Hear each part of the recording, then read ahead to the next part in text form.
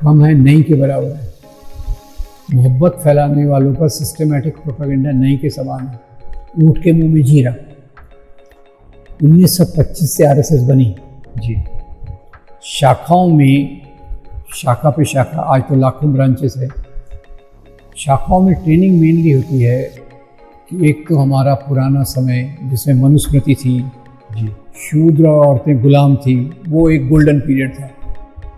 और दूसरा, हमारे देश को बर्बाद किया मुसलमानों ने और क्रिश्चियंस ने। हमारे हीरो कौन है? पृथ्वीराज चौहान, ये राणा प्रताप और शिवाजी, ये हमारे हीरो हैं। और हिंदुओं को मुसलमानों ने बहुत तकलीफ दी। आजकल तो वो होलोकॉस्ट शब्द का इस्तेमाल कर रहे हैं कि भाई मुसलमान राजाओं ने यहाँ होलोकॉस्ट किया। तो ये उनकी शाखाओं का जो प्रोपेगेंडा है, शुरू में वर्ड ऑफ माउथ जी, शुरू में, जैसे जैसे बढ़ते गए मीडिया का एक हिस्सा उनके साथ हो गया। 203 के बाद तो पूरा मीडिया ही खरीद लिया मोदी ने।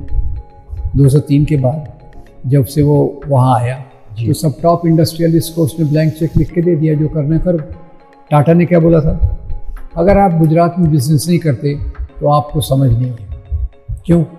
क्योंकि मोदी इनको फैसिलिटी दे रहा था। क्यों? क्योंकि उसके बदले में उसको वो चाहता था कि ये पूरा जो सपोर्ट है मुझे दे, मेरी पार्टी को दे। और साथ ही साथ उन्होंने सब पूरा मीडिया हाउसेस खरीद ली। और बीजेपी पहली पार्टी थी जिसने आईटी सेल बनाया जी। सोशल मीडिया पे उनके आज लाखों लाखों ग्रुप्स हैं। तो और इधर बताइए सेकुलर साइड में क्या हुआ? गांधी नेहरू जिंदा थे तो अपने कार्यों से वो संदेश देते थे जी, कम्युनल हार्मनी का। उसके बाद किसी ने काम नहीं किया। अभी 1990 के बाद, 2000 के बाद कुछ कुछ लोग इंडिविजुअल आए हैं जी, पर इंडिविजुअल की सीमा ज़्यादा नहीं रहती। हाँ, लिमिटेशन है। तो मतलब आपका कहना है कि मोदी रिजीम से मतलब ये जो कम्युनलिज्म और ये कैपिटलिज्म ने मतलब शादी आपका शादी हुई, यही कह रहा हूँ, यहाँ से शुरू हुआ है। तो अगर आप ये कहते हैं तो फिर आपको कहना होगा कि ये जो डिमोनेटाइजेशन था, ये जो लॉकडाउन था, वो सब उसी का हिस्सा था। अब देखिए, ये इसका मूल्यांकन करना मुश्किल है जी।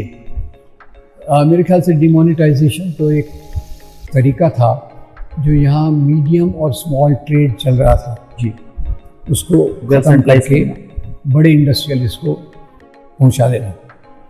और लॉकडाउन एक दूसरा तरीका था कि शहरों में रहने वाले जो गरीब मजदूर हैं जी, वो अपने अपने गांव चले तो शहरों को हम ज़्यादा इजीली मैनेज कर सकें। वही